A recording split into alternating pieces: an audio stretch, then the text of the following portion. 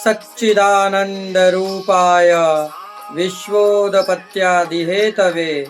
तापत्रय विनाशाय श्री कृष्णाय वयम नमः। जय श्री कृष्णा, राधे राधे, जय गिरिराज, जय श्री वल्लभ प्रियजनों। दास उपस्थित है आज आपके सामने पुष्टि गोष्ठी के कुछ और प्रश्नों को लेकर। प्रश्न शुरू करने से पहले ये दास आपसे विनती करना चाहेगा कि यदि आपने हमारे चैनल को सब्सक्राइब नहीं किया तो चैनल को सब्सक्राइब करके बेल आइकन बटन को दबा दीजिए, शेयर करिए और लाइक कर सको तो लाइक भी करिए। यदि और इससे ज्यादा कुछ करना हो तो कमेंट बॉक्स में राधे राधे या जय गिरिराज अवश्य लिखिए। तो प्रियजनों, शुरू करते हैं आज का प्रश्न। आज हम आपको अंकों के द्वारा नहीं, सिर्फ प्रश्न करेंगे और उसके उत्तर देंगे, क्योंकि अंक शुरू अगर आप चाहते हैं तो अंक आज से 91वां प्रश्न 91। तो शुरू करते हैं आज का 91वां प्रश्न।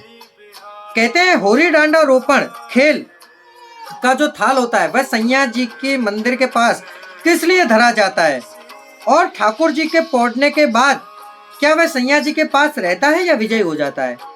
तो इसका है कि प्रभु जब होली खेल राजभोग में खेलते हैं तो आप और हम जानते हैं कि पुष्टि मार्ग में ठाकुर जी की सेवा बाल्य भाव की है। 3.5 वर्ष से लेकर 5 वर्ष तक के बालक की आयु जो होती है वह पुष्टि मार्ग में आप और हम करते हैं, उसी प्रकार सेवा करते हैं। तो सैया जी के पास अवश्य वह थाल रहना चाहिए, क्योंकि प्रभु को खेलने का मन किया तो खेल तो सकेंगे। प्रश्न नंबर 92वां। श्री ठाकुर जी को पवित्र श्रावण सुद एकादशी और गुरुओं को श्रावण सुद 12 को क्यों धरा जाता है। तो इसका तात्पर्य यह है कि श्रावण सुद एकादशी के दिन, आज ही के दिन श्रीमद् वल्लभाचार्य जी और ठाकुर जी का प्रथम बार मिलन हुआ था, जिसकी रचना श्री महाप्रभु जी ने अधुरम मधुरम श्री मधुराष्टकम के नाम से जो रचना करी है महाप्रभु जी ने, जिसको आप और हम पाठ के द्वारा उपयोग में लेते हैं। जब अधुरम मधुरम नयनम मधुरम हंसितम मधुरम, इस प्रकार का अवलोकन करते हुए महाप्रभु जी नीचे से ऊपर और ठाकुर जी ऊपर से नीचे, गिरिराज जी पर से जब प्रथम मिलन हुआ था, तब प्रथम दिन तो महाप्रभु जी ने ये पवित्र ठाकुर जी को धराई थी, और उसी दिन, उसके अगले दिन ये पवित्र दामोदर दास हरसाने जी ने श्रीमद् वल्लभाचार्य जी को धराई थी। प्रश्न नंबर 93वां। पवित्र धरने का सर्वप्रथम सूतर के ही क्यों पवित्र, यानी कि सूती ही क्यों पवित्र धराए जाते हैं। तो शास्त्रों में लिखा है कि कृते मणियम कार्य त्रेताया हेम संभव द्वापरे पट सूत्रयो कलो कार्प समुच्चते, अर्थात सतयुग में मणिमय पवित्र धराए जाते थे, त्रेता में स्वर्ण निर्मित यानी कि सोने के निर्मित, द्वापर में रेशम के, और कलयुग में सूती पवित्र धराए जाते हैं।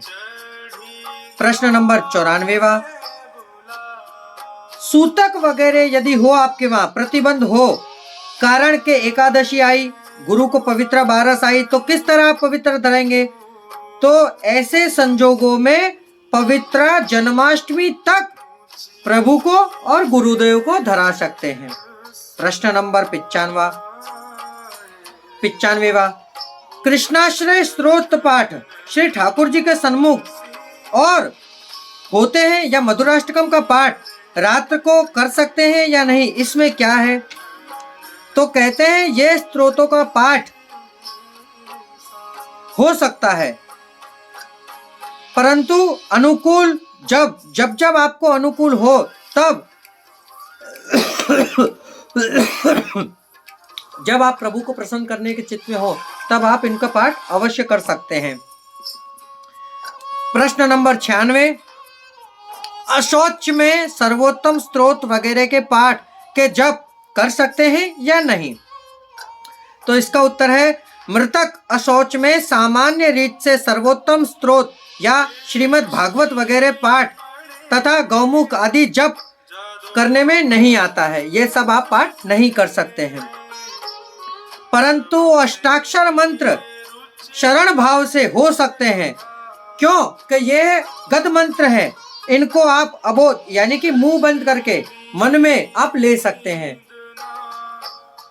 प्रश्न नंबर 97, वैष्णवों के वहां अन्नकूट, डोल उत्सव, रथ यात्रा, दान और पवित्रा का उत्सव जिस दिन आता हो उसी दिन करना यथोचित है या अनुचित है?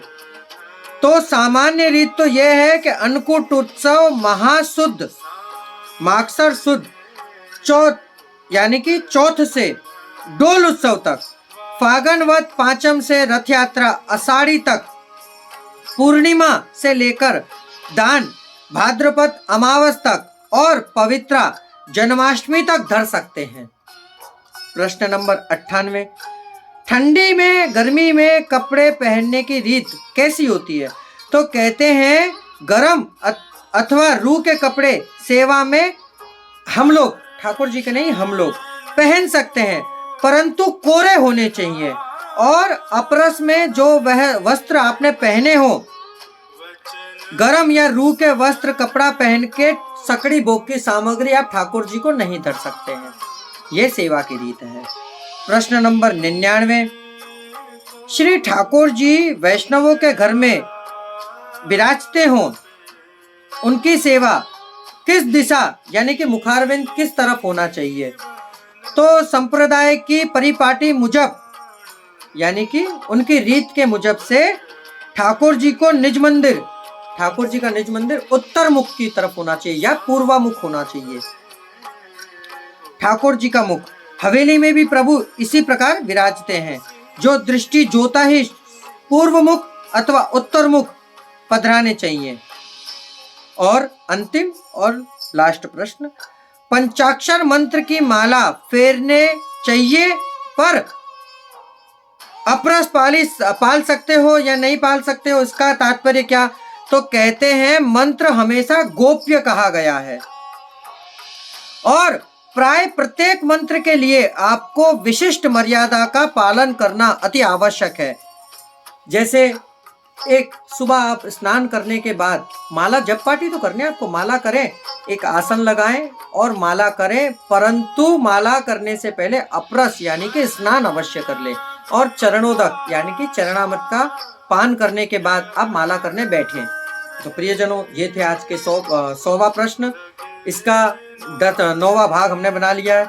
अब यदि आपको और पुष्टि मार्ग जानने में रुचि हो तो हमारे चैनल को सब्सक्राइब कर दीजिएगा। अब इस दास को आज्ञा दीजिए। जय श्री कृष्ण, राधे राधे, जय श्री कृष्ण।